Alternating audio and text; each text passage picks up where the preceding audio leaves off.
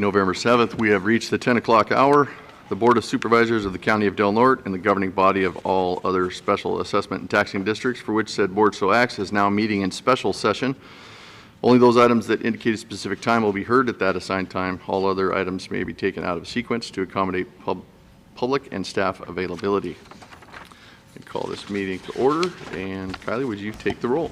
Supervisor Borges? Here. Supervisor Wilson?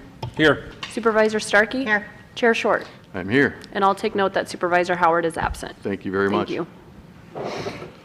Now, if you would join me in a moment of reflection.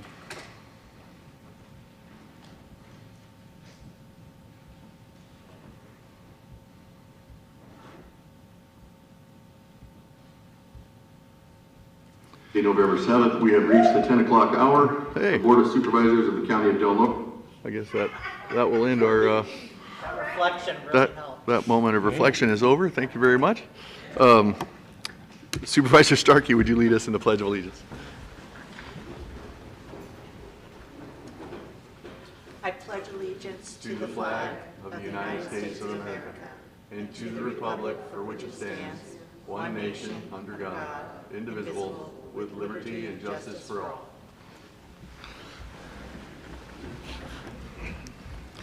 Thank you, Supervisor Starkey.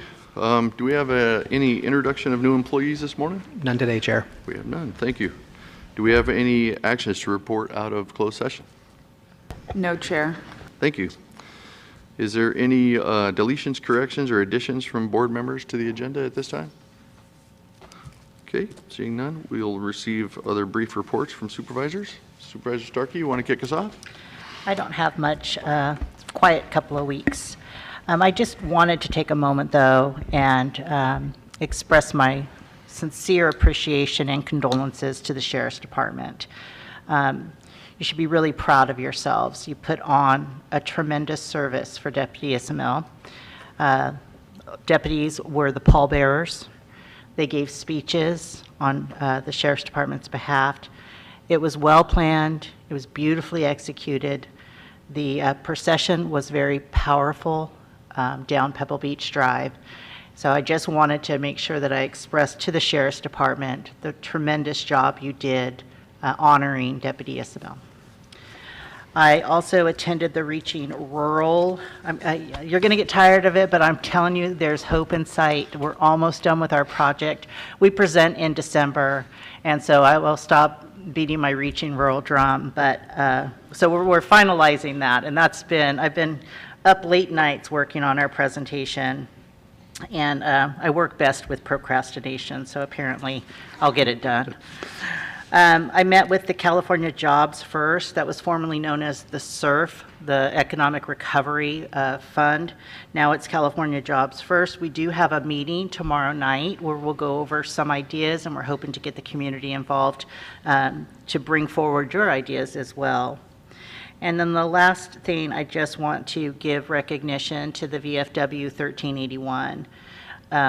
Last weekend, the weekend before, we participated in a cleanup for a 94-year-old Korean War veteran, and he needed a lot of help. And we had about 15 VFW representatives there. We had people from the Mormon Church.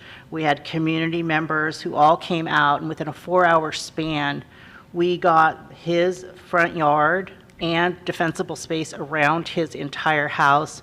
We got that completed for him, and it was an impressive sight to see, and I'm very grateful for the VFW for taking care of other veterans. And with that, Veterans Day is on Saturday. They will be having a parade at 10 o'clock and a lunch at noon at the VFW Hall. Thank you. Thank you, Supervisor Starkey. You even got some chainsaw time yourself there, I saw. Yeah. Supervisor Wilson, you got anything for us? From the last meeting where we didn't really go over some of what we've been doing, attended the NCRP meeting in Lolita where we had discussions and met with several individuals that led to further meetings here in Del Norte County, primarily focusing on dollars that are currently available through CAL FIRE and others on fuel reduction. The focus, we hope, or at least for myself, is that we can utilize the fuel reduction dollars that can come into Delaware County, and we can focus in on some of the areas at highest risk that we currently have in and around our communities, because due to a lot of these homeless encampments, we've had lots of emergency responses by fire to warming fires that have gotten out of control, and their responses are not only taking up their time, but they pose a risk to our communities as a whole. So we're looking at doing fuel reductions in a lot of the areas in and around where these camps are, as well as in and around our communities. So we have had preliminary meetings with that, and some of that is going to reach out and hopefully get the project dollars for the planning applied for shortly. Met with the sheriff several times, discussions ongoing about issues primarily dealing with the sheriff's office. Talked with staff about where we are and moving forward on a long-term strategic plan for Delaware County, and that is going well.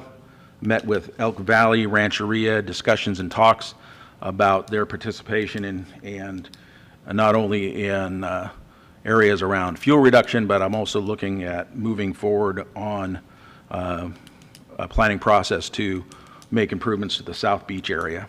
So we are looking at that. They are on board with that because they have contingent areas and properties along that South Beach, and they have recently received several grants for development along that South Beach area. They're looking at making an elk visiting and a viewing site, as well as having public access points along that South Beach, south of the motel, or further south of the motel. And those have been much of what has transpired in the last few weeks. Thank you. Thank you, Supervisor Wilson. Supervisor Borges, nothing? Okay, we'll get on to the consent agenda at this time. We'll start with public comment. Is there any public comment on consent agenda items? Linda Sutter, you're approving the minutes of 10/24/23. It's fair to say the Tri-Agency is an independent, standalone agency.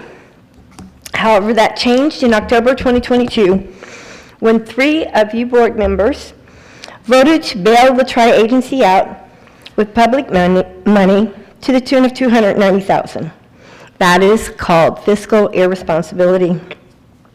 9 months later, 3 people on this board voted to resurrect the Tri-Agency and dip into public money funds for a grand total of $110,000. To make matters worse, on October 13th, excuse me, Randy Hooper disclosed that the Tri-Agency owed County Council $24,000 for attorney services and came to the board to ask for forgiveness of that amount. And then somehow it went from $24,000 to $8,000 that was actually owed to County Council, and you asked for forgiveness of those fees. However, you turn around on the 19th at a meeting at the Tri-Agency and decided to hire Bob Black for $275 an hour, up to $11,000 till, I don't know, December 2024 maybe. I don't know how you think that this is fiscal responsibility. You can't afford to pay your attorneys, but then you go outside and say, oh, we got to hire an attorney. Of course you do, because there's a lawsuit.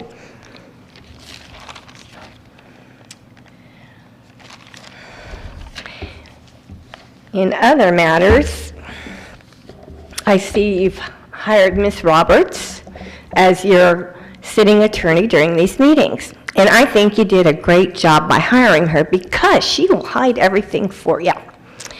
She will, especially since she worked for the foster care program as an attorney and hid the fact that 13-year-old girls were getting raped by foster parents. That's all. Thank you. Thank you. Is there any other public comment on the consent agenda? Okay, we'll bring it back to the board for any discussion or a possible motion. I move to approve. I'll second. We have a motion and a second to adopt the consent agenda. Kylie, will you pull the vote, please? Supervisor Wilson? Yes. Supervisor Starkey? Yes. Supervisor Borges? Yes. Chair Short? Yes. At this time, we have a proclamation to be read. Supervisor Borges will read the Adoption Awareness Month proclamation. November Adoption Awareness Month. Whereas November is National Adoption Awareness Month, and across the nation, more than 122,000 children are legally free for adoption, and over 8,000 foster children in the Commonwealth of California are waiting for adoptive families. And whereas youth leaving foster care without being adopted or without permanent connections face ongoing challenges with employment, education, and mental health, as well as have an increased risk of homelessness and human trafficking. And whereas every child in Del Norte County, regardless of physical, medical, or emotional challenges, age, race, or sexual orientation, needs love, support, security, and a permanent place to call home. And whereas during Adoption Awareness Month, we celebrate all the families who have opened their homes to children through adoption, including the 250 children and youth adopted from foster care within the last 2 decades in Del Norte County. And whereas we also recognize those children and youth still waiting to join an adoptive family, there are currently 160 children in foster care in Del Norte County waiting to find their adoptive families. And whereas the Department of Health and Human Services is committed to supporting children in foster care waiting for adoption and supporting adoptive families through education, services, and support. Now, therefore, be it resolved that the Del Norte County Board of Supervisors, on behalf of all the residents of the Del Norte County, does hereby proclaim the month of November 2023 as Adoption Awareness Month. Del Norte County urges all residents to support our children in any way they are able, whether by opening their hearts and homes through adoption, becoming foster parents, or by supporting adoptive and foster parents in our community. Passed and adopted on this 7th day of November 2023. Thank you. And Melody Mitchell is here to accept it.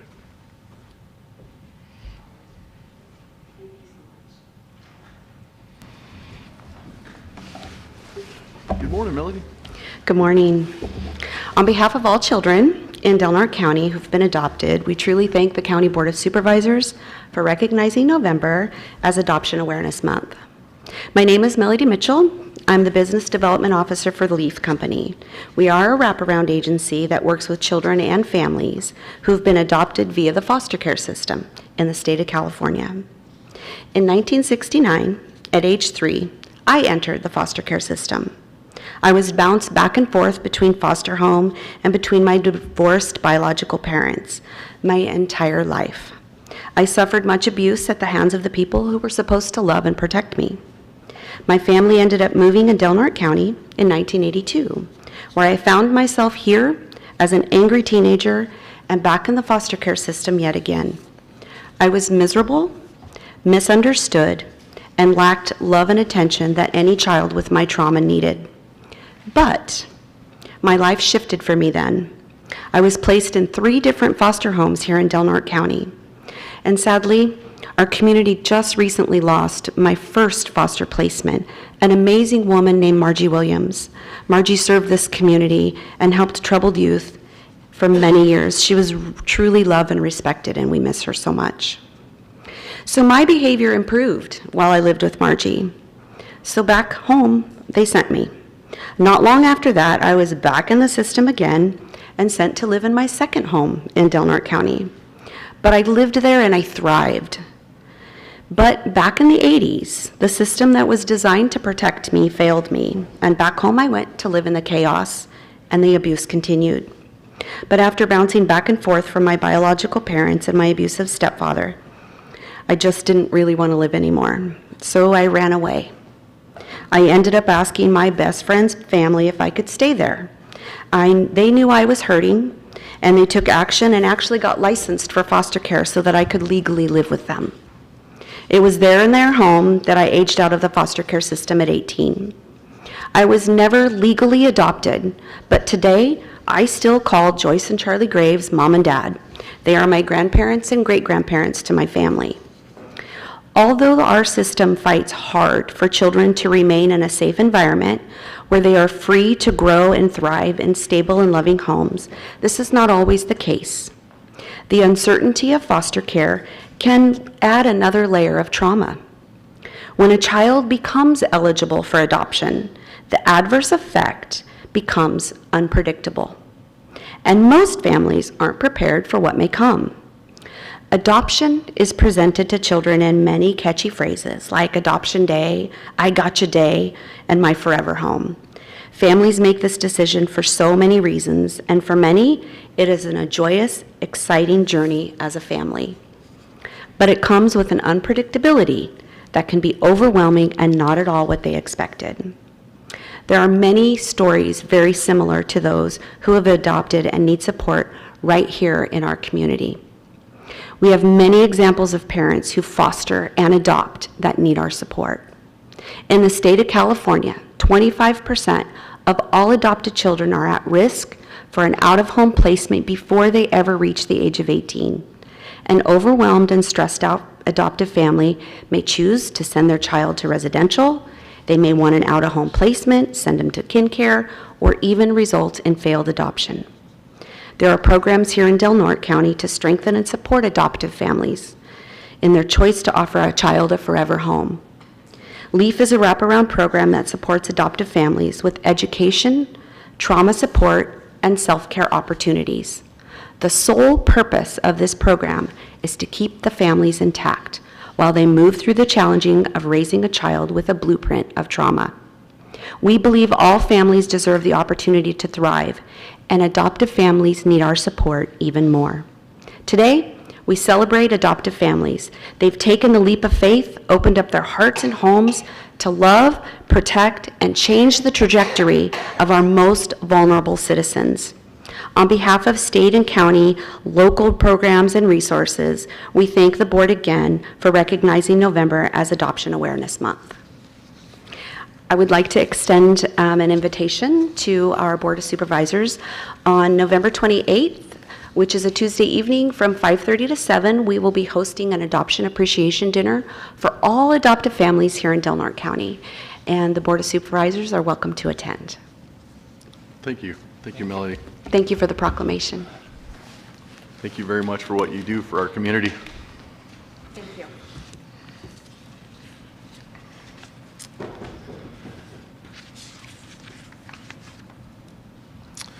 Okay, we'll go on to general government items. Item number 23 on our agenda. That's direct staff to implement the approved increase to the annual sewer user fee per the rates approved on June 28th, 2023, and to work with the treasurer, tax collector, and auditor controller to adjust the 2023-24 secured property tax bills to reflect the increase in the sewer user fees, and to include the adopted user fees in future tax bills as requested by the county engineer. Good morning, John. Good morning. I believe I left out the words that said, and adopt the associated resolution. So there is a resolution attached to this. I can give a brief overview or answer any questions. So This is just formality, right? We've already approved this is a formality, Okay. yes. Yeah, basically we've passed the 120-day period where judicial action could have been taken, and there were none. So. Okay. I will then motion to approve. We'll second that. We have a motion and a second. Is there any public comment on this item? Yes, expected repeal coming your way. Thank you. Thank you. Any other public comment? Okay, seeing no public comment, we'll bring it back to the board and ask Kylie, would you pull the vote, please? Supervisor Wilson? Yes. Supervisor Borges? Yes. Supervisor Starkey? Yes. Chair Short? Yes. Moving on to item 24, approve and authorize the chair to sign the attached renewal agreement with Cascade Emergency Medicine, Inc., Dr. Stutz, for the term of October 2023 through June 30th, 2026. This was on the consent agenda at our last meeting, and I asked for it to be pulled, or one of us asked for it to be pulled. Supervisor Borges. Supervisor Borges did. So I place it on the general government items for this agenda. Supervisor Borges, go ahead. So last time I had pulled it just because I had some questions on the billing. I think his approved rate is up to, I think it's like 130 or 125,000 a year for a $400,000 contract. And I assume we're getting billed hourly, right? And I understand during COVID, he was probably really busy. Do we have a projected what it's going to cost and how much involvement? Like, what's his workload look for, like, for the county going forward? So the workload projected, it's 15 hours a week is the average billable amount of hours per week, so that equates to 60 hours per month. The actual billed amount last year was $108,500 versus this contract is actually 2 years and a little bit of change, which it equates to approximately $160,000 per year. The previous contract, the not to exceed amount was something like $158,000. I'm sorry, I don't have the exact number in front of me. But really what it looks like is the actual build was quite a bit lower than what our projected was, or not to exceed amount. Dr. Stutz was actually not our public health officer during the bulk of COVID, so 2020, 2021. He came on right at the end of that, so it would depend really, his billable hours would depend if there's an emergency situation locally or things like that, it would change. Okay, yeah, I just wanted a little bit of clarity on that, was the only reason I pulled. Jake, do you know, or has he ever said why he has not filed a Form 700 form? He actually submitted it yesterday around noon. I just checked it yesterday on the site. Okay. Yes. I checked it and it hadn't been there yet. Yeah, no, I Okay. got word yesterday around 1 p.m., so it is filed and completed. Thank you. Yeah, my only comment is just so the public knows, this did go out to an RFP. It was a bid. Unfortunately, we didn't have anybody local that wanted to do this job, and so we ended up in the same. He was the only person that bid this out, so that's why he's been selected. Okay. Thank you, Jake. I'll open it up for public comment at this time. Is there any public comment on this item? Okay, seeing no public comment, I'll bring it back to the board for further discussion or a motion. I will motion to approve and authorize the renewal agreement. Second. We have a motion and a second. Kylie, will you poll the vote, please? Supervisor Borges? Yes. Supervisor Wilson? Yes. Supervisor Starkey? Yes. Chair Short? Yes. Okay. Move on to item number 25, review and approve the fiscal year 2022-23 Delaware County Law Library report as requested by Deputy County Counsel. Does anybody have any questions for council on this item? No? I'll open that up for public comment then as well. Is there any public comment on this item? Okay, we'll bring it back to the board for any further discussion or a motion. I'll motion to approve the law library report. I will second that. I have a motion and a second. Kylie, will you poll the vote, please? Supervisor Wilson? Yes. Supervisor Borges? Yes. Supervisor Starkey? Yes. Chair Short? Yes. Okay. Item number 26, approve and authorize an ad hoc working group consisting of 2 supervisors in order to develop a county strategy within the sheriff's office. And item number 2 is pursuant to Rule 18 of the Admin Manual, direct county administration, the auditor's office, and county council to attend and provide staff support for the working group. And 3, appoint Supervisor Starkey and Supervisor Wilson to the ad hoc working group as requested by Supervisor Starkey, Supervisor Wilson, and Sheriff Scott. So I had questions, was hoping to hear from Sheriff Scott, but I know last time he was preoccupied, so he couldn't be here with us. And so now that it's back, I would just like to hear from Sheriff Scott why he thinks this is a good idea and if he's in favor of it and what he foresees happening with this ad hoc committee. Well, it's a good question. It's a good time to bring that to light. I think that we are in different times across the board for criminal activity, hiring practices. Things are different than they were 20 years ago. And it's requiring a lot more resources and a lot more people to get involved to find solutions for things. But the first part, and something that I think is important, is that the ad hoc group in my eyes, is a group that can step outside, have discussions about different components that need to be worked on imminently. And an example would be you have your admin team's doing an outstanding job finding funding and different strategic plans to replace and rebuild the jail. But those are down the road. Those are a couple of years down the road. But if you look back at grand jury reports going clear back to 2013, and you look at environmental health inspection reports, you have imminent issues that are taking place that we overlap. The board and the sheriff overlap because they're budget and they're also sheriff decisions. And I think we need to team up on some of these imminent issues and have discussions with our auditor and our admin team and different groups and figure out, can our building maintenance division, can they fix those right now because they're imminent? Or do we need to bring that to the board and vote on it and send some money to get those fixed? For example, you got multiple locks in the jail that are a safety risk that have to be fixed. I mean, they're in all these public records. It's nothing hidden from the public. It's stuff we need to fix. Everybody knows it. But a lot of this stuff is popping up to the point that we don't have much of a choice to kind of step in and do something now. And so, our building maintenance department is not very big. They don't have a big budget, and yet we've got these things on our plate that have to be dealt with, and they have to be dealt with now. And so I think a lot of those kind of things are important. Sitting down with Alan and figuring out, can you afford to do this? Do you have the staff? Maybe he doesn't. Maybe we come up with different ideas, and like I said, bring that to the board. There's some other angles. We have our dispatch center.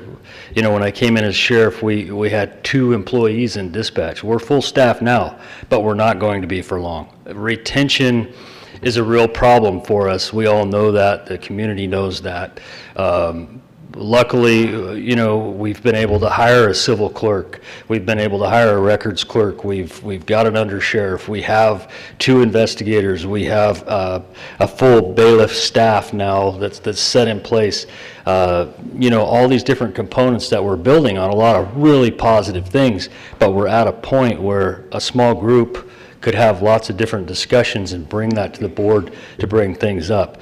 One important component that I think is really important for you guys on the board is that retention of employees is a problem statewide. It's not just our sheriff's office, it's every rural sheriff in the state of California is going through the same thing we are.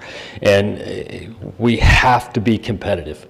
And the only way we can be competitive is if we figure out ways to retain these employees and hire local. And I've got all kinds of ideas for that. I think the board does, but the most important part is that I'm down so many deputy coroners right now that I'm near the point of shutting down shifts. And that's going to affect every one of your districts because you're not going to have a deputy coroner. So they're not just deputies, but they're coroners. So last year we had 248 deaths in Delaware County. That our deputies went to those coroner cases. So if we don't have a deputy on duty, who goes to those? And the crimes that are out there, your districts are not going to have law enforcement. They're just not. And so I'm already at a point where I'm going to have to reduce services to emergency situations only. And then what's next? You've got 1 deputy on for the entire county. I'm working patrol shifts, the undersheriff's working patrol shifts. We have to do something to retain these employees and be competitive. And the only way to do that is to get our heads together and figure out how to do that. Now legally, you've got Brown Act and everything else. I can't just sit down with all 5 of you guys in a private meeting and throw ideas around. Let's get an ad hoc group together, put something constructive together, and put those ideas out in front of the board. That's kind of what I would like to see.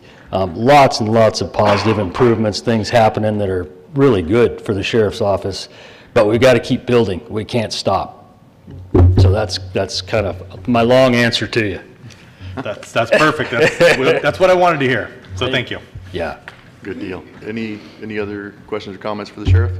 No, my only comment on it is that we may have to have an understanding that some of these issues are critical, but a lot of this is going to be long-term, and that's where this strategic planning component of this, that hopefully through the ad hoc, we can come up with a strategy and bring it back before the board. But, because some of these fixes are not going to be instantaneous or even within a year, but we have to have a strategic plan on how we're going to address some of these, because some of these issues are not only safety issues, but we're also facing potential jail sanctions if many of these things are not met. So, Okay, I'll go ahead and open it up for public comment at this time. Is there any public comment on this item? It's a hot mess, isn't it? You know, in around 2009, Josephine County and Jackson County lost their logging revenues, which supported law enforcement.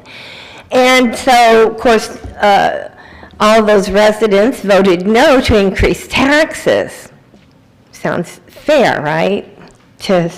But what those counties did do is offer the public concealed weapon permits. I mean, you got to do that. We got to initiate that second right amendment to protect our properties. Because it appears this board, I feel bad for him. I feel bad for Sheriff Scott.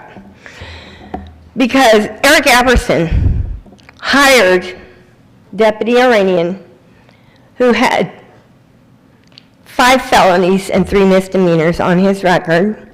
And yeah, it was old, but the point of the matter is he should have never been hired. And anybody that was arrested by him, if they got an attorney, they should go after the county for that. So in essence, what I'm saying is, and when I wrote a letter to the Post and to the executive director, who is a former FBI agent, and I said, what's going on here, that we can't get an audit of our sheriff's department conducted.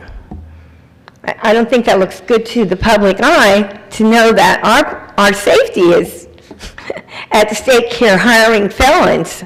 Who does that? I know you couldn't even have a DUI if you went through the academy for the as a correctional officer, so I can't even imagine what the standards are for a peace officer with a gun and a badge. So you folks got a big mess here. You can't just hire people just because they come forth and say, I'll work, without doing these backgrounds. That's outrageous. I don't know what the answers are, but I got 28 seconds. So, see you later.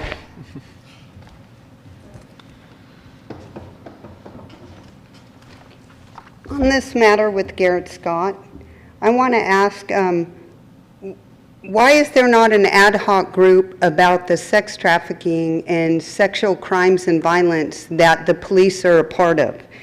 Garrett Scott is an accessory to sex trafficking and exploitation that's done with nanobiotechnology and brain-to-computer interface. The police will not stop harassing me. There have been several sheriffs that act in a psychopathic manner along with Crescent City Police, where they've been very aggressive to me. This is all part of COINTELPRO. The Del Norte County Sheriff, in conjunction with the Janet Altman, who did many abuses to me as a foster mother, by the way, in conjunction caused me to lose property, did false trespassing, which I previously mentioned are a signature COINTELPRO domestic terrorism tactic. I can prove what I'm saying, but every chance I have, I'm being oppressed. All my technology is hacked. Why are the issues about what's happening to me not considered important enough? This is about brain wars. This is about something that could change world and American history. Police are actively engaged in terrorism against me and trying to ruin my life. Brain experimentation is being done on me. Where is the ad hoc group that addresses that issue and the fact that police are a critical part of that. The FBI and Fed Intel agencies are lying to the country about me, which is a form of treason to lie to the American people. I can prove my innocence and I can prove the sadistic brain experimentation, but I'm not given enough time.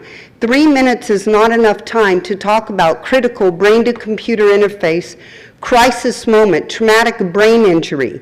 And I'd like to know if anyone would like to volunteer to see what happened to me years before I ever communicated and defended myself with light comms. The tactics used by police, RPD.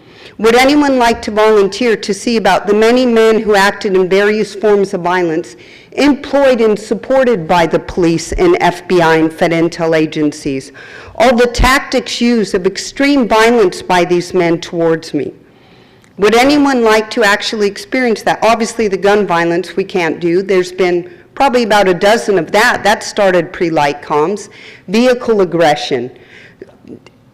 Heinous tactics. Would anyone like to volunteer? Or can we do an ad hoc group that does a presentation to show the community what that's like, or a grand jury request, which I'm going to do, to prove my innocence and talk about this brain wars?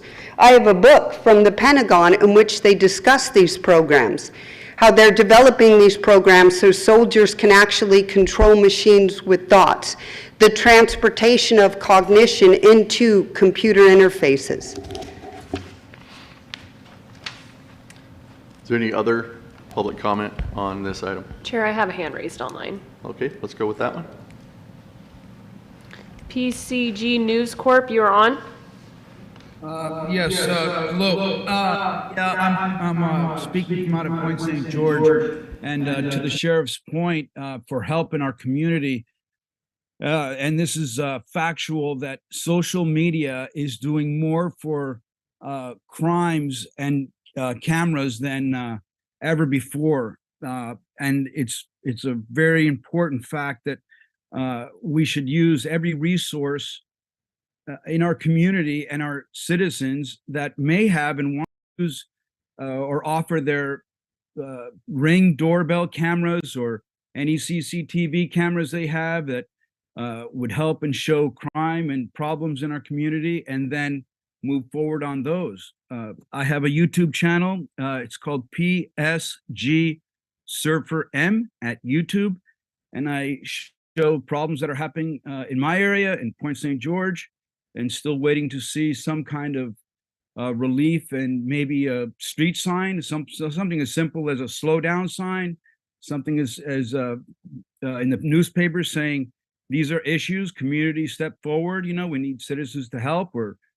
a very good tip line that has some consequence behind it. And that's just something to keep in mind. Citizens are out there, and I know there's a lot of people who want to help. I'm one of them. If people want to find out more, they can contact me and find out details. But I'm with the community to try and stop these problems and get together to give some effort to our local sheriffs and law enforcement, highway patrol to stop some of these problems. There's good citizens out there. So that's my story.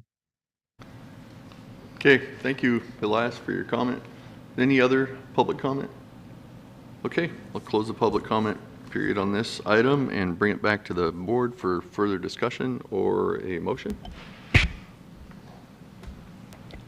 I'll make the motion that we approve and authorize this ad hoc working group that, pursuant to Rule 18 of the admin manual, that we direct administration, the auditor staff, and county council to attend or provide staff support for the working group, and appoint myself, Supervisor Wilson, to the ad hoc working group. We have a motion. Is there a second? Second. We have a motion and a second. Kylie, will you poll that vote, please? Supervisor Borges? Yes. Supervisor Wilson? Yes. Supervisor Starkey? Yes. Chair Short? Yes. Okay. We have gone past the 10:25 hour, so we'll hit our scheduled items at this time. Going to open up our general public comment period. Members of the public may address the board on matters which are within the jurisdiction of the board. If you are addressing the board regarding a matter listed on the agenda, you may be asked to hold your comments until the board takes up that matter. Please limit your comments to 3 minutes or less. Any general public comments at this time?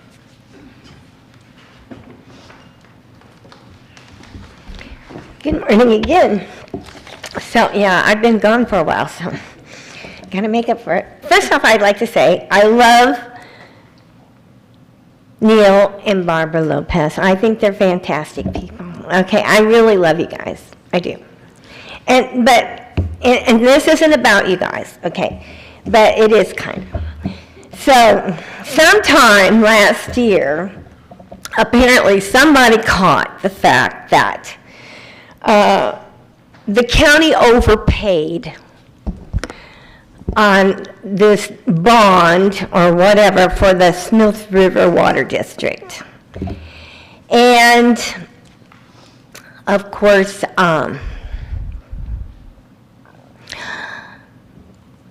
it was a reflection of, I don't know if it was a reflection of the taxes or what, because I've only got a little information here. But the point of the matter is things happen, things get overlooked. You know, the county ended up unjustly enriching the Smith River Water District by paying off their bill, and we've been paying more since 2014, apparently. The point of the matter is when I called Valerie and I said, "What do you know about this?" She responded, "I can't discuss anything because this was discussed in closed session." Unfortunately, I haven't found any closed session where that item was on the agenda. So now we're at a quandary here, because that's public information. The public has a right to know. Big deal if you screw up. It happens. But when you don't inform the public and you hide it from the public, it looks bad on all of you. It looks like you have no integrity and it's intentional. And that is not okay. So you folks need to do some self-reflection, as Mr. Short calls it at the beginning of our meetings. Integrity will go a long way, but if you can't bring a public issue to the public's eye, shame on you. Thank you. Is there any other general public comment? Yes, I have a couple. We are now witnessing the country and the world that mind control experimentation is being done with weaponized brain-to-computer interface and weaponized nanobiotech. That makes it a weapon of mass destruction. This technology being used to rewire someone's brain in synaptic overload, neural encoding, and with the school district and the heinous false narratives about kids. That is a form of child abuse. Children are bullying me in this community, as in Placer County. Actually bullying me and participating in psych warfare tactics of targeted statements and conversations to neurally encode so brain-to-computer interface thoughts will come out, because your mind is being read, but is also being messed with, rewired, encoded with the false narratives. Can you imagine your life being systematically destroyed and you're extremely provoked almost daily for 2.5 years by police, trying to create a false flag event, an act of violence like we have seen? That's what Daphne Cortez Lambert did with Mission Impossible, when she physically assaulted me, and your sheriff's department was a part of it and knew it was going to happen. And then 2 other females were going to come and attack me. So if I would have defended myself, then they would have blamed me, because there would have been 3 witnesses that would have blamed me if I defended myself. Can you imagine living a life like that? I had no record of anything. In this court case now that is part of CCPD, Leo's World, and the sheriffs is a psych op to try and stigmatize me, put me in the system, and make me look bad. The whole court thing, it's like bread and circus of antiquity. Helen Hoops acts like she doesn't know who I am, asks my name, which people still do in this community. I challenge the FBI. Any person who has spoken against me, anyone that's been paid, millions have been spent in this community and county and in Placer to disparage me and make me look bad. And I have no record of anything. We all know I was kidnapped on an illegal and invalid 5150 as a COINTELPRO psych op. What I can prove can change world and American history, and I'm never going to stop from trying to clear my name. What I can expose would shock the world. And I have thousands of pieces of evidence to prove what I'm saying. So I'm going to submit another request to do a presentation. You can put it on the desk there next to Kylie. Here you go. Because I think these are issues of national and global security, and President Biden, I'm sure, knows my name and is being lied to as well, which is treason against the country. You're telling me the Secret Service, FBI, all police agencies, people they paid to speak against me are afraid to confront one woman on global national television? I'm not afraid. I take on anyone in a global debate. Anyone. Is there any other general public comment?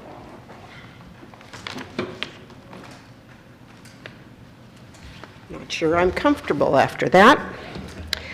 My name's PJ Estlund. I'm a member of the public, and this is not going to be pleasant.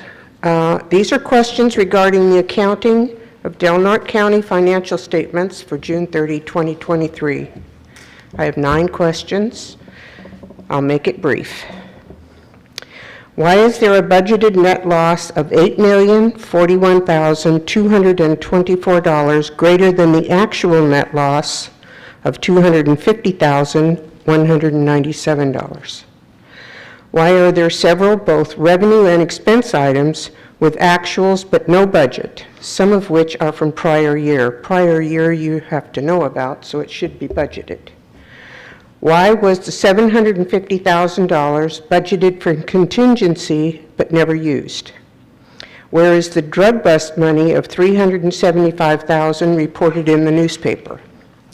Why are there $2,484,124 in budgeted fund transfers never accomplished?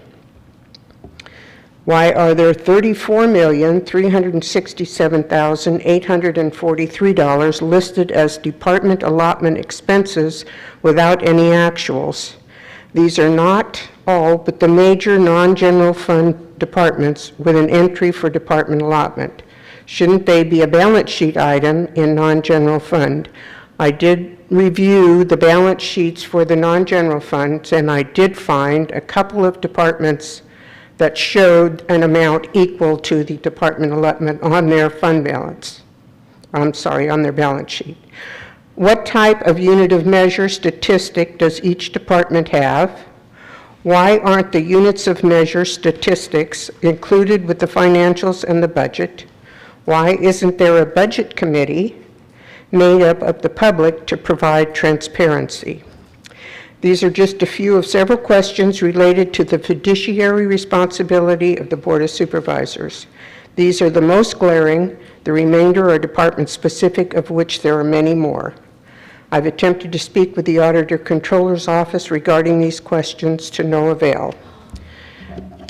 I don't expect immediate answers. I'll leave my card with Kylie and any of you who would like to respond.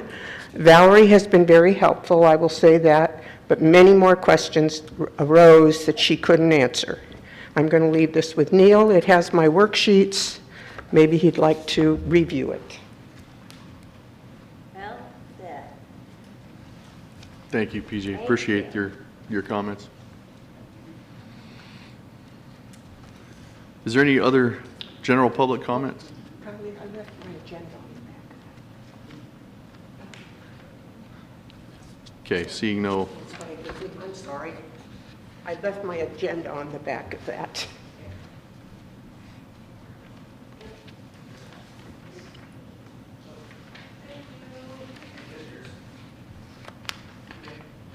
PJ, is this one? I'm so sorry. Thank you, PJ. Obviously, you put a lot of work into that. We appreciate those kind of interactions. So I'll go ahead and close the general public comment period at this time and move on to our 10:30 timed item, a US Highway 199 road construction update from Clayton Malmberg. Is he going to be, He's going to be attending via Zoom. is he going to be online? Yeah, Okay. he's on. I just had to promote him to a panelist. Clayton, it looks like you just need to unmute your mic. There you go. Oh, there we go. Can you guys hear us? Yes. Thank Okay, you great. for being here. Yeah. Hey, I'm Clayton Malmberg. I'm here. I'm the area construction engineer for Caltrans.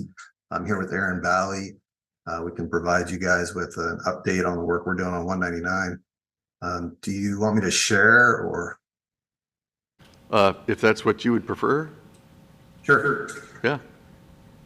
So let me see if, I think you'll have to allow permission for me to share. Just give me a sec.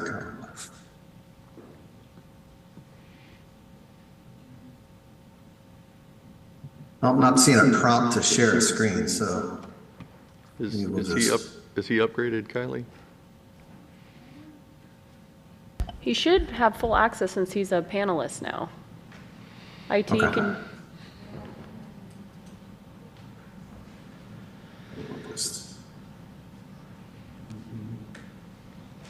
Okay.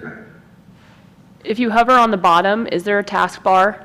And then it should say share screen, where it says participants and all that stuff. Yeah, I'm seeing the taskbar, but I'm not seeing an opportunity to share the screen. So maybe we'll just go ahead and talk a little bit about the work we're doing at 199. And if you have any questions, we'll just go from there. Is that? Hi, that's fine. Maybe we can. Where? Oh, here it is. Cool. Oh, popped up. There we go. There you go. There we go. Okay.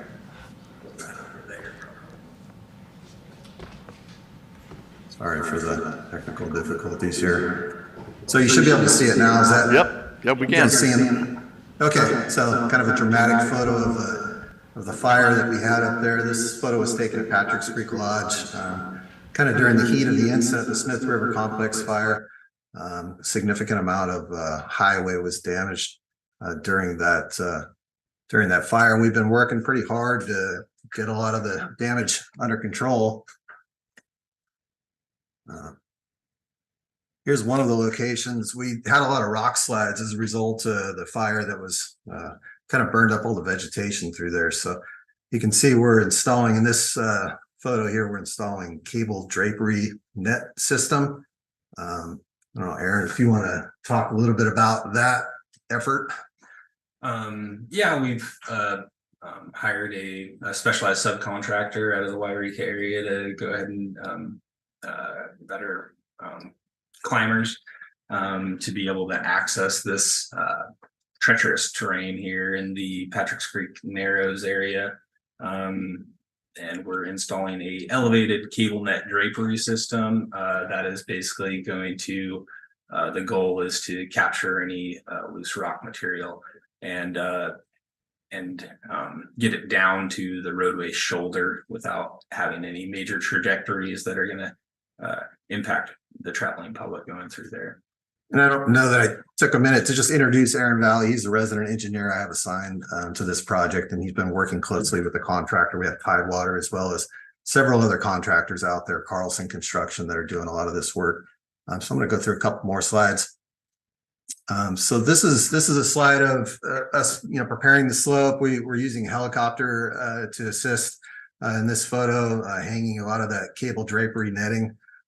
This is one location. We do anticipate some additional locations that are going to be addressed as we move forward, but this is the one that you saw in the previous photo, and it's the active location. And then here's another photo of that similar effort, utilizing man lifts and cranes to help place some of the material.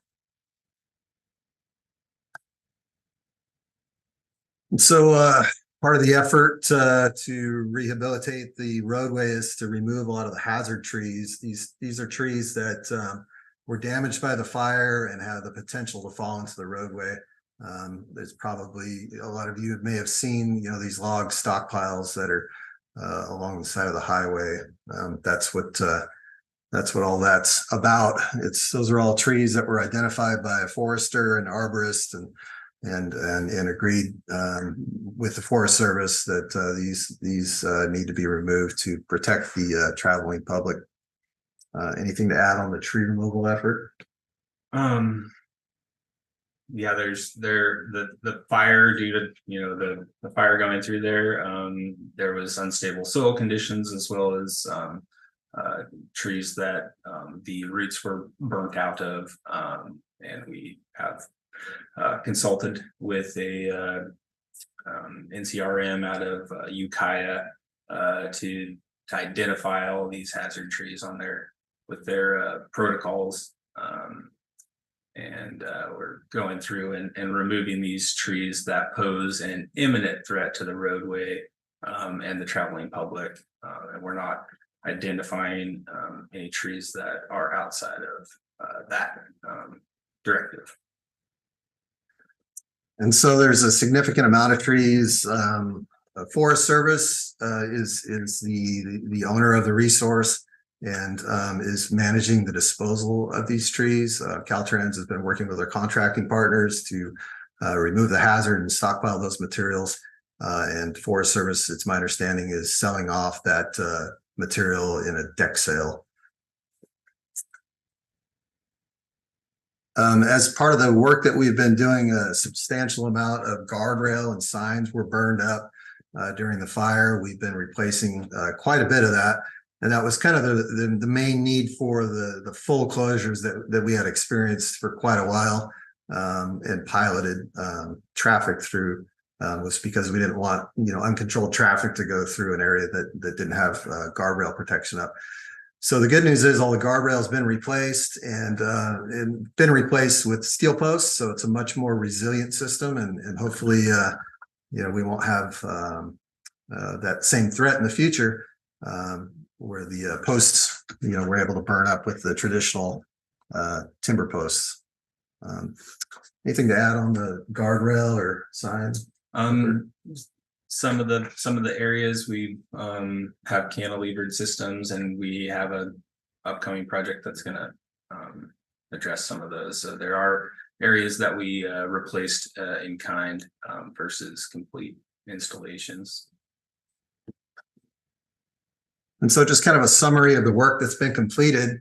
9,246 linear feet of guardrail has been reconstructed, about 30 or so roadside signs, 74,000 square feet of slide has been stabilized, and about 57 to 60% of hazard trees have been removed. Remaining, we got 40 culverts that are burned out or in various states of disrepair as a result of the fire. So those are going to need to be replaced and addressed in one fashion or another. We're beginning work on that very soon. There's still the other remaining portion of the hazard trees that need to be removed. And there's quite a few more locations of slope stabilization that need to occur. And with that, I guess that's it, unless there's any questions for us. Questions from the board members or comments? I appreciate you gentlemen being here and updating us. A lot of the reason is that we get a lot of comments from the public about the closures. And I know last week you moved the closures. It's just slight delays now. Do you anticipate there being longer closures as we move into the winter, or have you stabilized that hillside to perhaps prevent any slides? We think there's going to just be periodic longer closures, just as needed. Say, for example, we go to do some slope stabilization and we need to bring some flights in. Those would be like a longer closure type scenario, and we'll do our best to communicate that ahead of time when we think that's going to happen. Our mode of operation right now is 1 hour maximum closures. However, oftentimes it's less than that, just kind of depending on when the vehicle arrives in the queue. But we think we'll be able to manage that, assuming there's no other major developments. But again, we're quite a bit of work to go, and we'll do our best to communicate any extended delays with as much advance notice as we can. Thank you. Thank you. Supervisor Borges. So I assume a lot of the tree removal and, slide prep work and all that's done on the high side of, away from the river. Is there tree removal and concern about the river side? A lot of those trees and things are going to be falling into the river when the waters come up, potential damages, massive flows of debris coming down the river, or anything. Is there work happening on the lower side of the road? For that, I would defer to the Forest Service. Our main concern from the Caltrans perspective is any imminent hazards or, to the traveling public and to the highway facilities. So our kind of standard is, what's the target? Is the target, within the roadway and is that of a substantial nature that we need to take action? I defer to the Forest Service on what their plans are moving forward. I know that they have a BEAR effort. It's an acronym that they use for rehabilitation, and they could more accurately, I think, speak to those plans. And is there no concern as far as like the road safety if large amounts of debris cause a backup, high water comes and weakens the road structure? Is that a thought or concern? Well, we're certainly looking at that as, and just taking each location, independently and assessing those concerns. But as of this moment, we're not aware of a specific location that we have that concern. Great, thank you. Okay, yep. Supervisor Wilson? What's your estimation on towards completion? Well, it'll probably be sometime in the summer of next year. I wish I could be more specific, but as you can see, the remaining work, there's a significant amount of tree work remaining. I mean, I guess we could probably estimate that to be another, 2 to 3 months of tree work. 3 months of tree work. Yeah. The slope stabilization work is significant, and a lot of that slope stabilization we don't want to do in the middle of the winter, just because there's a risk that getting up there might make things worse in some ways. So in the areas that we think can overwinter, we will do our best to address when there's less precipitation. The culverts, we are making a priority. We are going to start addressing those very soon, starting with the ones that we have the highest risk of failure. So I would say all in, sometime next summer. I wish I could be more specific. No, that's fine. I understand with the winter coming on, it's going to be far more difficult. Thank you. Yeah, it's as far as I'm concerned, I was listening to a local radio show a few days back, and John Maxwell and Bill Stephen were on, and John said it pretty well in regard to the fire, and that was that Caltrans is awesome. You can't throw anything at Caltrans that they can't handle, and you guys have certainly shown it here during this project. I know I've been up 199 quite a few times during the fire and after, and it's a significant project, and to do it in few hour chunks and keep the roadway open outside of those few hours of work that you get to do. It's pretty significant thing that you guys are pulling off. So I just wanted to express my appreciation for you guys and the work that you do. Well, much appreciated, and also a shout out to our Caltrans maintenance crews that do an incredible job out there keeping the roads open on a daily basis. I mean, we're taking care of some of these bigger, larger scope items, but our maintenance folks are on a daily basis out there keeping these roads open, and we're did a lot of hard work for keeping the roads open during the fire effort as well. So definitely a big shout out to our maintenance folks. Well, good deal. Thank you for that update. I'm going to open it up for some public comment. It won't be really a question and answer, but you guys could stay on if you so wish to hear any public comments that there are. Is there any public comments on this presentation? Okay, no public comments at this time, so I'll close the public comment and just thank you again for being here and giving us that update. Appreciate it. Yep. Thank you. Thanks. Okay, we'll move on to our 10:45 timed item. Running a little bit late. California Community School Partnership Program presentation from Lisa Howard and Jeff Harris. Good morning and welcome. Good morning. I'd like to thank the Board of Supervisors for giving us a little bit of time this morning. I promise I am not coming to you with an ask. I need nothing financial. I need nothing. So let's talk a little bit about community schools. So everybody's probably very familiar with the term community school. We do have a Del Norte Community School. That school is currently under the Del Norte County Office of Education, and the purpose of the community school is to serve students who are highly at risk or who have been expelled or have been placed by probation or for some other reason. What we're going to talk about today, I think the state in their infinite wisdom misnamed something. They're calling this a community school grant. This is not a grant for the Del Norte County Office of Education Community School. This is a grant that links community services, that links community partners, that brings the community into our schools to make them better places that really reflect the values and the needs that we have as a local community. So, am I controlling this? You should be able to with the mouse if you just scroll up or down. Okay. Is it working? There we go. So I think the one thing that I've said since I've come to the community is our schools are really a hub of what happens locally. We all look at our children. We know that, at the risk of quoting an 80s song, we all know the children are our future. But we do need to teach them well and let them lead the way.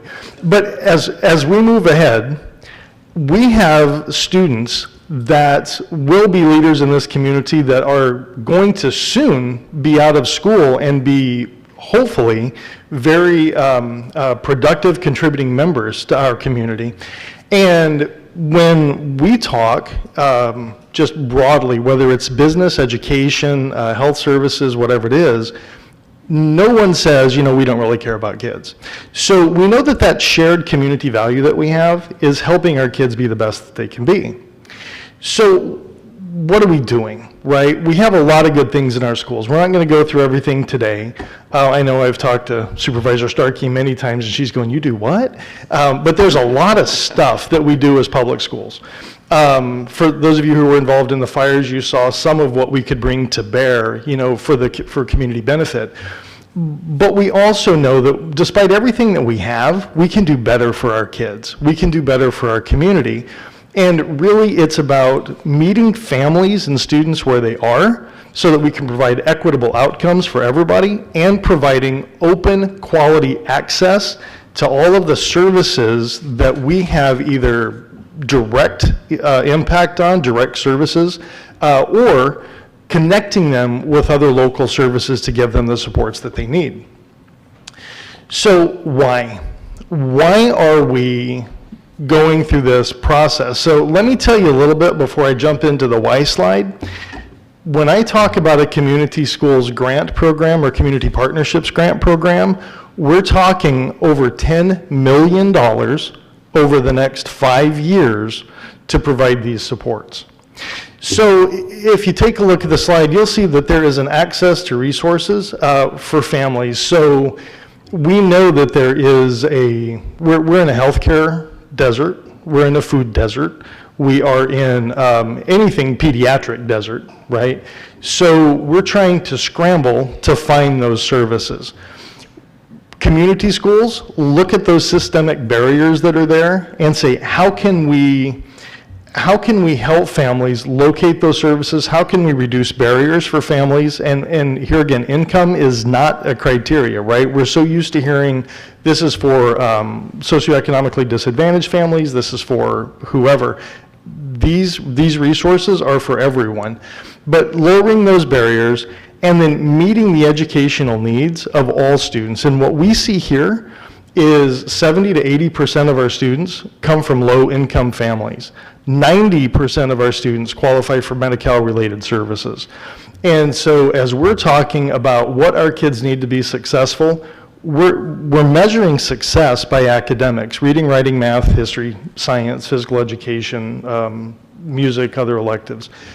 but we also know that there are a lot of barriers that are in the way. And the benchmark we're going to be using, I guarantee you 10 years from now, we're going to say in the decade since COVID, our academics have fallen through the floor. Our attendance has fallen through the floor. Right after COVID, we had 65% chronic absenteeism, which means 65% of our students, 4,500 students, had missed 65% of our students had missed a month or more of school, some of those students missing 3 to 4 months equivalent of school, right? So as we're moving ahead, we're talking about what are these barriers, and one of the things that we're finding is we just don't have case carriers. We have teachers, we have school counselors, we have school administrators, but we're facing unprecedented results of something, of that pandemic and the fallout. So these community school grants, as they come through, it's about bringing our community together to address these problems. It's about that shared problem solving. It's about shared, I think, conversations around what do students need. Because as we go through this process, it really can't just be schools. It can't be Department of Health and Human Services. It can't be families on their own that are dealing with these issues. Everybody has a responsibility. Everybody has a role, but we've got to come together and we've got to have these conversations, and that's what this does. So what are we hitting? So the 4 pillars of this grant are expanded learning time and opportunities. So you'll hear a lot within our school district about something called the Expanded Learning Opportunities Program. What that provides is 210 days a year of 9 hours of student engagement. That includes 30 extra days of opportunities for students to engage in some sort of educational program. So that's our 4-week program in the summer for summer school. It's an additional 10 days a year for schools to utilize to build student achievement. Then we have integrated supports for students, and we're going to talk a little bit more about this because these integrative supports are what we're going to be using some of this community schools money for. Collaborative leadership, our goal, our job is not only to do those things that we've always done, but to bring families in more consistently, more effectively to kind of rethink and rebuild our schools, again, like I said, in a way that really reflects what we as a community want, to bring in elected officials, so you're all invited to any of the events that we have, and also to bring in our other community partners like Open Door, Sutter, whoever else, CASA, anybody who wants to come and talk about what's best, because we know that healthy students support healthy families, and healthy families support a healthy community. And then we also want to talk about that really active, not passive, because we go to great concerts, we go to great events that are put on at our schools, but what does it mean to be an active family member? What does it mean to be an active community member in education? And that's what we want to foster with these grants as well. So, I won't take a lot of time to go over this, but these are things that we already have in place.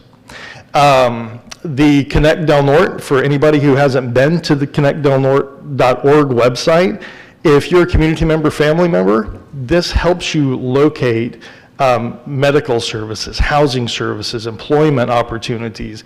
It's meant to be a community-wide resource. We have a social emotional strategic plan, one of the only counties in the state. It's a model plan. We have the Del Norte Wellness Center. We're moving toward federally qualified health centers. And so again, we'll talk a little bit about what this means a little bit later. But our sustainability plan for this is not to get, like I said earlier, $10 million over 5 years, and then at the end of 5 years go, sorry, we're done. We're in the process right now of bringing in Medi-Cal billers, and ultimately the goal of this will be to have this be a self-sustaining program that'll last for years to come. So what are we going to do?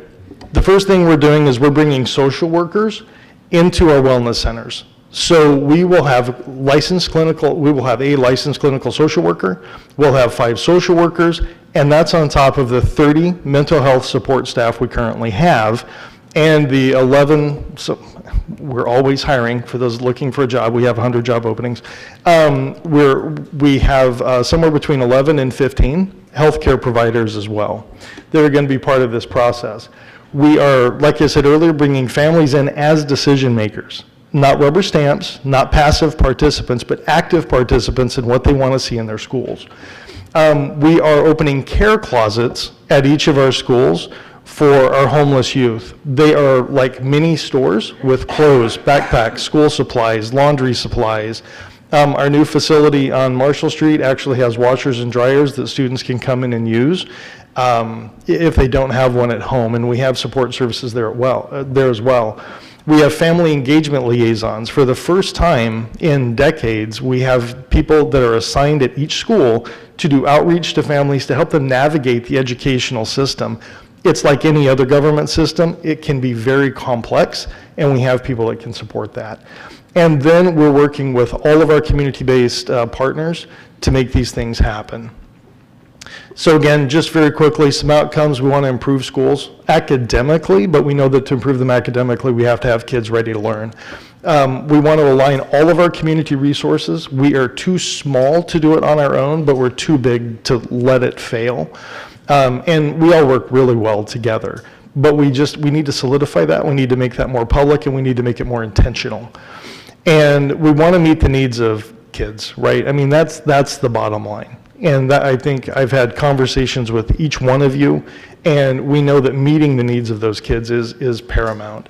So we have some capacity building strategies. I'm not going to go into all of these, but just know that you're going to hear a lot about these. Our community is going to hear a lot about these over the next few years and beyond as we really implement, refine, and get these things operationalized. And I will tell you right now, Lisa Howard, who's my MTSS coordinator, MTSS stands for Multi-Tiered Systems of Support. Lisa has done such good work, and our county is so good at working together and coming together to benefit our students, our families, and our community, that we are actually providing state model documents, state model processes right now that are being shared and very much appreciated. And again, it's the work that everybody in our community is doing for students. So we just wanted to share this with you because you are going to hear community schools. We're not renaming any of our schools to Crescent Oak Community School or Del Norte High Community School or anything like that. It's a community partnership grant. So. Thank you, Jeff. Sure. Any comments or questions from the board? I did joke with Mr. Harris that they're creating a mini city within the school district, because you are, and you're providing so many services and so much needed services to our youth. And so I am grateful for your vision and for your tenacity to keep moving this type of thing forward, to both you and Ms. Howard. So thank you for all your work. Thank you. Supervisor Borges? No? Supervisor Wilson? No? Right. Okay. Thank you, Jeff. Appreciate this great big piece of news here. Thank you very much.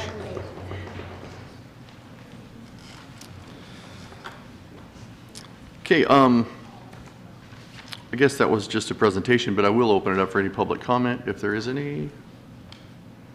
Okay. Excellent presentation. I totally agree.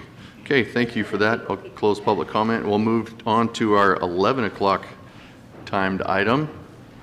Running just a little bit behind, not too bad. Good morning, Barbara. We're going to review and discuss the Treasurer's report for the quarter ending 2023. Yeah, this is a carryover from the last meeting, so these might have been a little different now. Alrighty, yes, Barbara Lopez, Del Norte County Treasurer.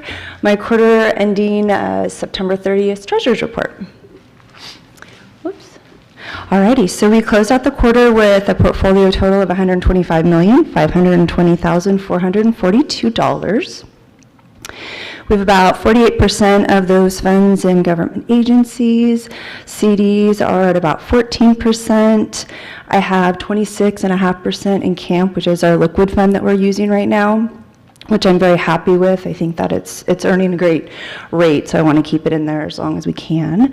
I've only left about 3% in LAIF, which used to be the other liquid account, which now isn't earning as much, so I'm kind of flip-flopping back and forth with that account. Mitigation is still about a $3 million balance, and I have some money in CalTrust and just some corporate notes. I don't buy those very often, but it's pretty much the same as it's been for the last couple years. All right, this is the same. I didn't do much different this quarter, keeping things in camp. LAIF is not that great, so I like things to stay in a higher rate account. Trying to pick up bullets again. 5-year bullets are hard to come by, but when I see them, I grab them. And then we are getting, not we, but the county and DHHS a $10 million grant for, it's the ERAF grant. I don't know when we're going to expect that. Valerie, you might know a little bit more than me, but I'll put that in camp. Actually just got the physical check yesterday. Oh, it came in a Is that check right? form. Is that right, Jake? Yeah. So. Really? Okay. Bring that on over, please. No, just encampment resolution funding. That is extremely unexpected. All right, well, it will go in camp, and I think it needs to be spent by 2026. So I think it's better just to keep it liquid. Rates are great, so that earned interest will definitely help offset some of the other expenses.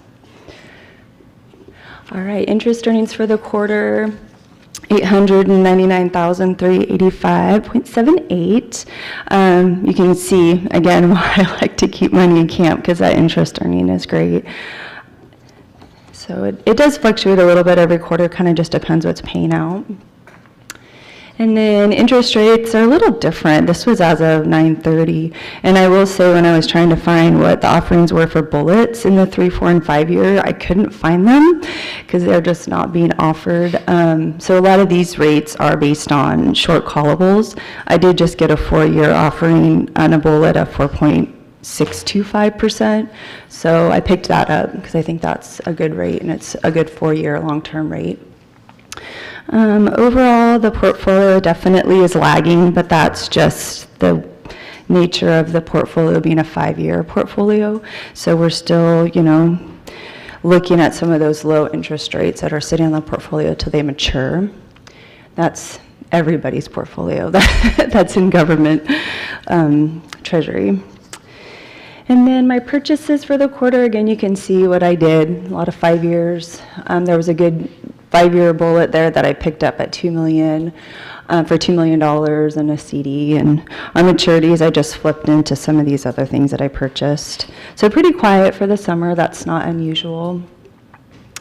And then the cash flow looked really good, actually, this quarter. Usually our summer times are really low, but I think there was a lot of school apportionment money that came in, so that kind of helped offset. I don't anticipate it changing anytime soon. It seems like we're just getting a lot of state apportionments right now. Again, majority of that money is schools. And with that, that is my report. If you have any questions. Very good. Thank you, Barbara. Anything from the board? Okay. Yeah, not That's exciting. great. Not exciting. But I'd like you to know what I'm doing. Okay. Thank you. I will open it up for public comment this time. I just wanted to know what an ERF grant is. It stands for Encampment Resolution Fund. Oh. It's a grant, yeah. Okay, thank you. Okay.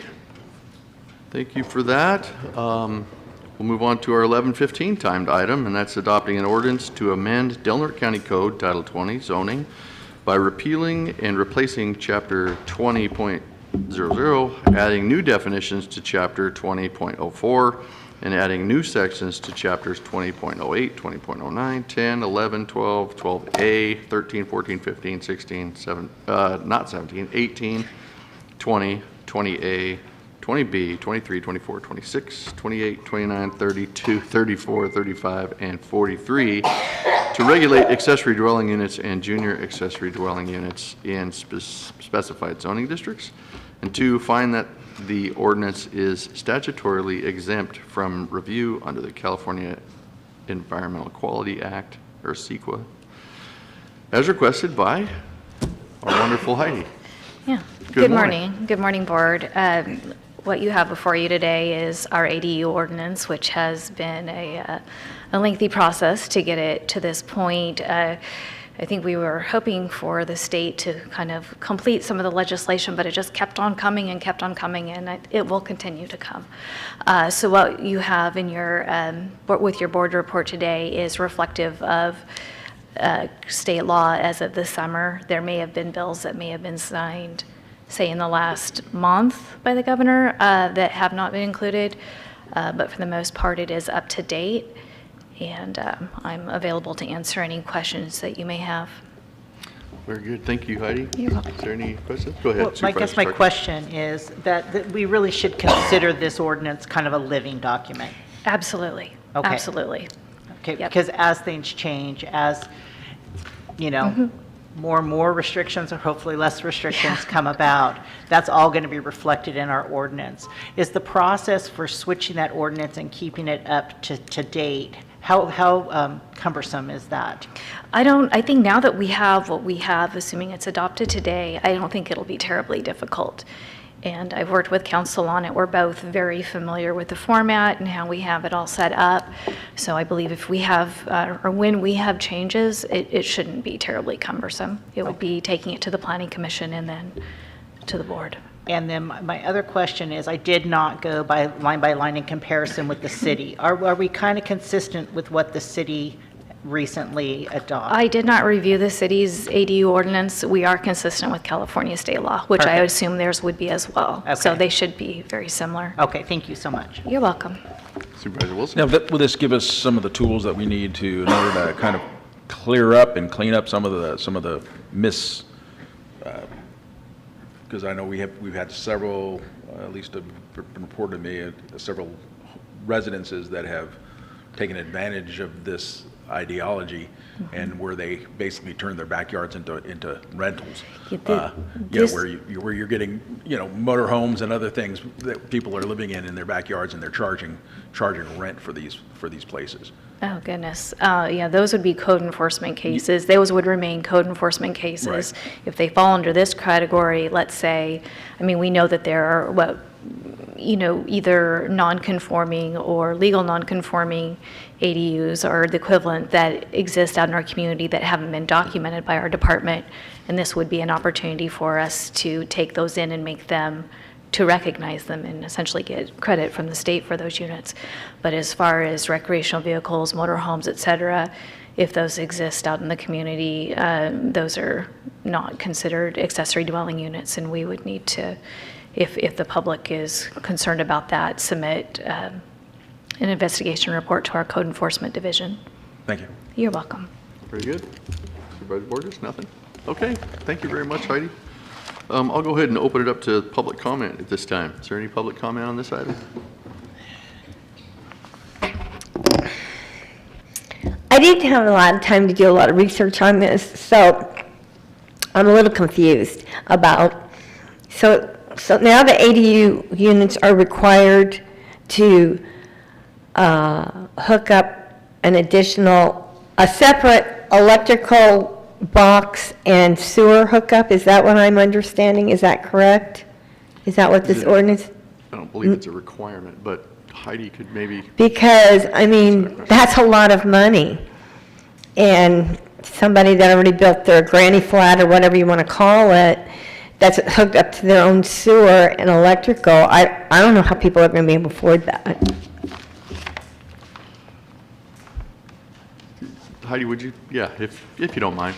It's not usually a question and answer, but it's a good Okay. question. As It's not a far as requirement. the electrical, it would be up to the property owner whether or not they wanted to have a second meter. This would allow them to have a second meter. As far as the septic question, that becomes a little more difficult because it depends on the number of bedrooms. And I have our environmental health division staff if you'd like that, but it's a little grayer. It depends on a case by case. For example, if you're connected to public sewer, it would not be in a new connection. It would be part of your existing connection. Yeah, the whole point of it is not to make things burdensome for people. We're trying to create opportunities, not restrict them. Thank you, Heidi. Yeah, good question. Thank you. Okay. Chair, I have a hand raised online. Okay, let's go ahead with that one. Thank you, Kylie. Robert, you are on. You just need to unmute your mic. Hi, can you hear me? Yes. I just was curious. I probably haven't been following it enough either. Are there restrictions on using them for short-term rentals?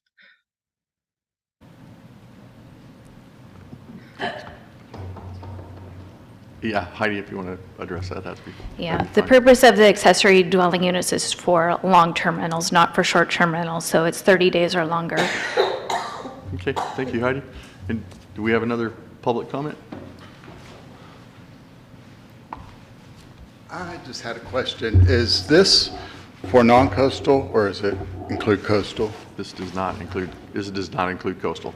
So how does the coastal tie into this? And I noticed in the draft, it said that it's going to abide by zoning ordinances and restrictions. But how exactly does a coastal, is that the 2020 memo that would be pulled in from the Coastal Commission that would be pulled into this? Yes, there are several memos that were produced by the Coastal Commission that are being used as guidance by staff. A lot of times it is a case-by-case basis, and we try every possibility to make things work for folks. So the one thing is, for example, if you live in a subdivision with CC&Rs, that may be an issue. But anyone is welcome to come in and speak with us, whether you're coastal or non-coastal, and we'll go through it and see if we can find anything that can make it happen. Very good. Thank you, Heidi. Any other public comment? Nobody online? Okay, I'll go ahead and close the public comment and bring it back to the board for further discussion or a motion. I just want to say to you and your staff and to county council and to environmental health and to the planning department and to building inspection, I know the tremendous amount of work that went into this. And I just want to say thank you for your time and your effort and for making this very thorough. I will, dread a little bit of the, moving parts as we go along, but if this can increase the housing and provide more rentals within our county, it's going to be well worth it. So, and with that, I'll make a motion to approve this item that Supervisor Short has already read. That's fine, yes. Thank you. Second. Motion. We have a motion and a second. Kylie, will you pull that vote, please? Supervisor Borges? Yes. Supervisor Wilson? Yes. Supervisor Starkey? Yes. Chair Short? Yes. Okay, a couple more items to go. We'll hear item 27 on the agenda is discuss, review, and authorize the Delaware County capital improvement and maintenance project list and direct staff to continue finalizing an updated capital improvement plan as requested by Alan, our Parks and Maintenance, Building Maintenance Director.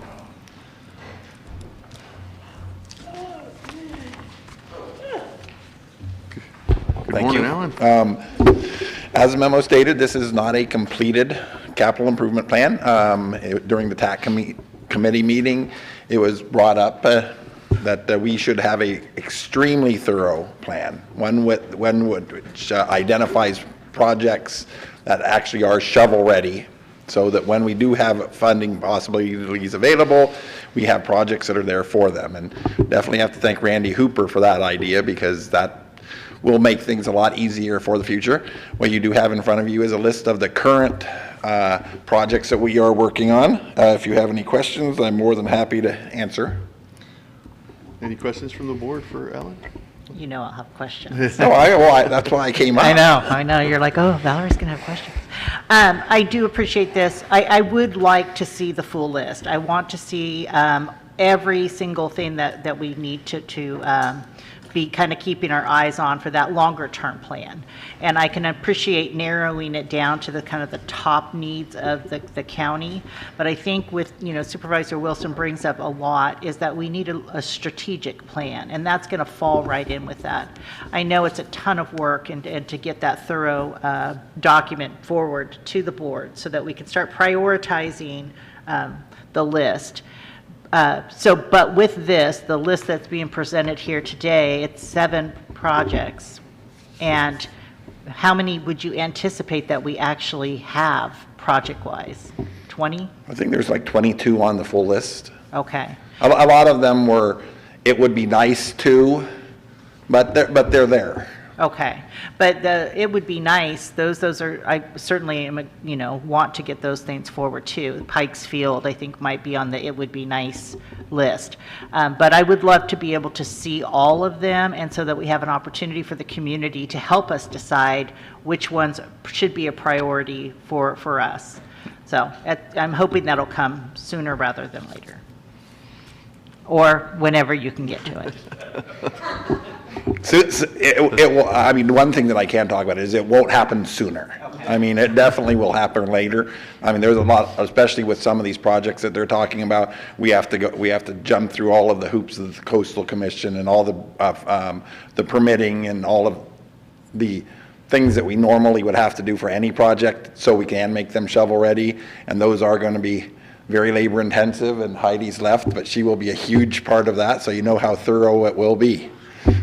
For sure. Did you have anything, Supervisor Borges? Well, nothing for Alan. I just need, I think I'm done with that. But so just for curious how this is supposed to work, and it kind of goes back to our last agenda or one of our last numbers. So what's the purpose of the TAC committee or the ad hoc groups if they're not, they kind of break it down and then, but yet you still want the full list? I guess that kind of, I'm questioning how that goes back to, like with the sheriff situation. And then what's the point of having the ad hoc or TAC committees if we're not seeing the full list, unless you're going to bring all that list anyways? I guess I'm just curious how this is supposed to work. I'm going to blame it on being the new guy because I don't know.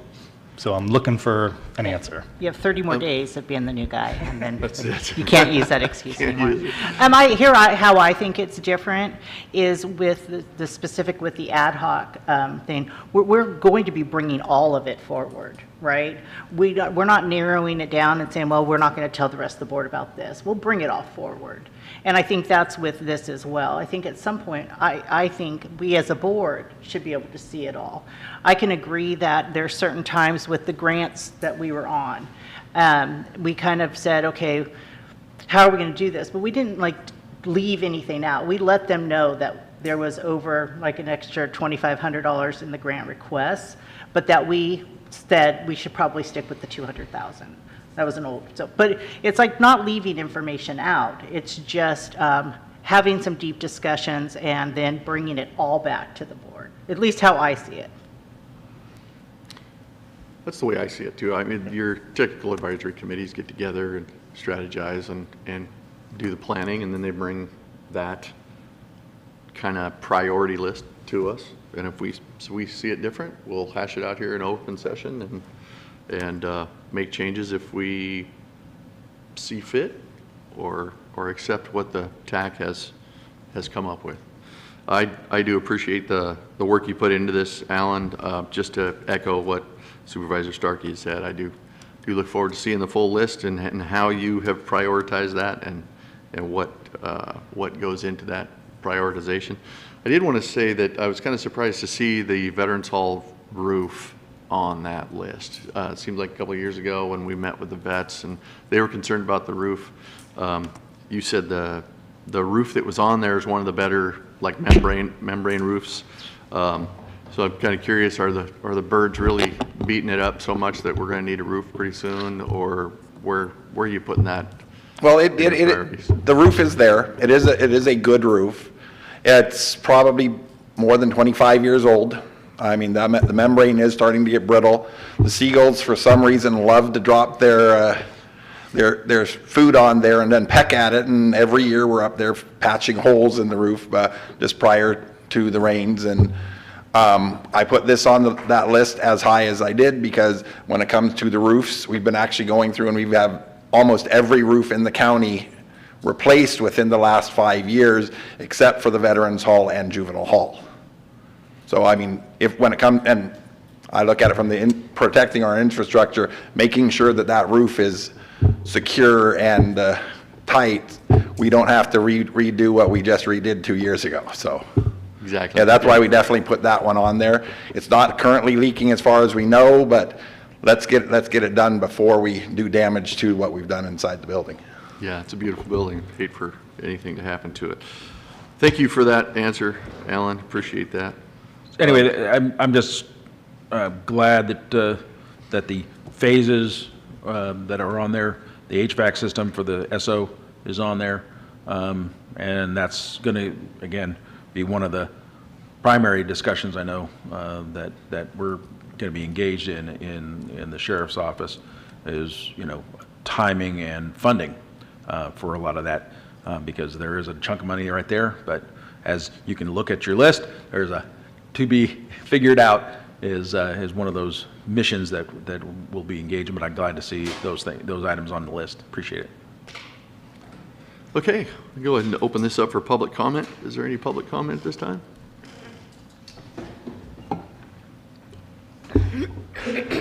I can't remember because I only looked at it for a minute. But, excuse me. And it appeared like the parking lot, VFW parking lot was on that list, is that right? What's going on with the parking lot? Anybody? Because, I mean, the roof sounds more important than the parking lot. If I could just answer that. Go We right ahead. previously had discussed that and approved that. If you'll drive into the veterans parking lot, you'll notice that there's a big dip in there and water collects in there and then just causes all other sorts of problems. So that was probably 8 months ago that we had already approved that. That just is showing up on one of our capital improvement projects for us to get completed. I thought Measure R was used for that. We are. That is, if you notice on the thing, the funding source for that is Measure R. The one little dip, huh? Okay. We'll close the public comment period at this time and bring it back to the board for further discussion or a motion. I move to approve. Okay, got a motion. Is there a second? I'll second it. Okay, got a motion and a second. Kylie, will you pull the vote? Supervisor Starkey? Yes. Supervisor Borges? Yes. Supervisor Wilson? Yes. Chair Short? Yes. Okay. Item 28, approve and authorize the chair to sign a letter of support for H.R. 5929, a bill introduced to amend Section 6906 of Title 31 United States Code to permanently authorize the payment in lieu of taxes program as requested by Supervisor Howard. In his absence, we still wanted to go ahead with this. This seems like a very easy thing to support, to get our payment in lieu of taxes permanently authorized. We have any questions or comments from the board? Move to approve. We had a motion to approve. Is there a second? Second. We do have a second. Is there any public comment on this item?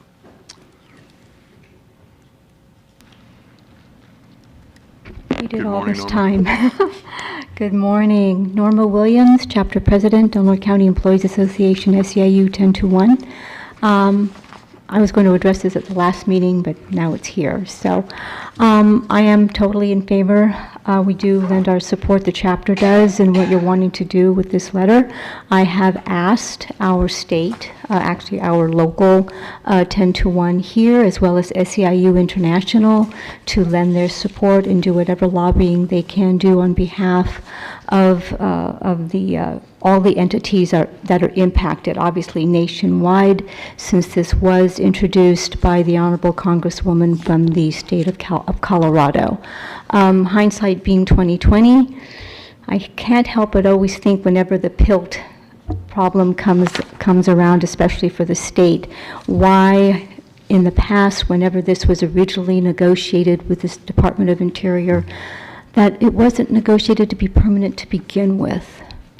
That's a great question. I Great know, question. I know. It's something I always ask, even for the state lands, I ask the same question. But it's happening now. Hopefully it will happen now and will not fall to the circus that's already existing in DC. So hopefully this can be pushed through, be made permanent, and because it's not a red state, blue state on a Democrat, a Republican issue. This is something that is actually, I think, a right and something that we are all entitled to. And I think that we would all benefit as a result. So you have our support. Thank you. Thank you, Norma. I only have one question, is how do they determine how much you get each year? Because I noticed for the last few years it was different amounts.